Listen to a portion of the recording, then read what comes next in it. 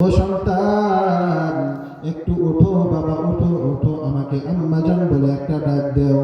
আমি তোমার মুখ থেকে আম্মাজান ডাকটা শুনতে চাই রে সন্তান। ও সন্তান, তাকিয়ে দেখো, তোমার জন্য পছন্দের খাবারগুলি বানিয়ে রেখেছি। আমি তোমার মুখে এক লোকমা খাবার দিব, এই জন্য আমি এখনো খাই নাই। তোমার জন্য ঘুমাই নাই। ও সন্তান, এখনো আমি তোমার জন্য দরজার পাশে বসে রয়েছিলাম, তুমি আসবা, তোমার জন্য আমি দরজাটা খুলে দেব রে সন্তান। ও সন্তান, কেন তুই আমাকে ছেড়ে চলে গেলি রে সন্তান? আমি তো তোর এই চেহারা দেখতে চাই নাই। আম্মাজান পাগলের মতো হয়ে গেছে, পাগলের মতো হয়ে গেছে। ও দুনিয়ার সন্তান, এখনো যাদের মা বাবা দুনিয়াতে আছে,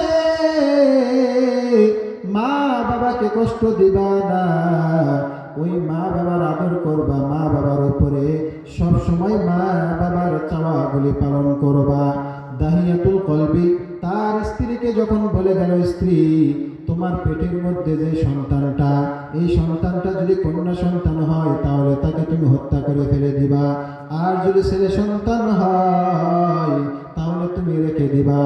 স্ত্রী কন্যা সন্তানটাকে হত্যা করলো না। এবার দাহিয়াতুল কলবি যখন বাড়ির মধ্যে রওনা হয়ে গেল, এসে দেখে খাটের মধ্যে একটা সন্তান শুয়ে রয়েছে।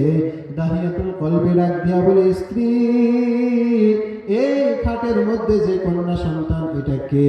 বলে, এটাই হলো আমাদের সেই আদরের সন্তান। বলে, এখনো তাকে কেন হত্যা করো নাই?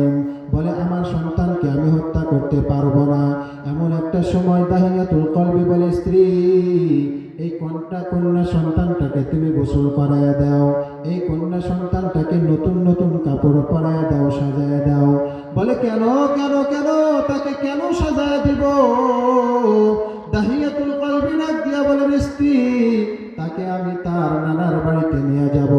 এই কথা শোনা মাত্রই কন্যা সন্তান দৌড় দিয়ে এসে আব্বুর কোলে উঠে পড়লেন।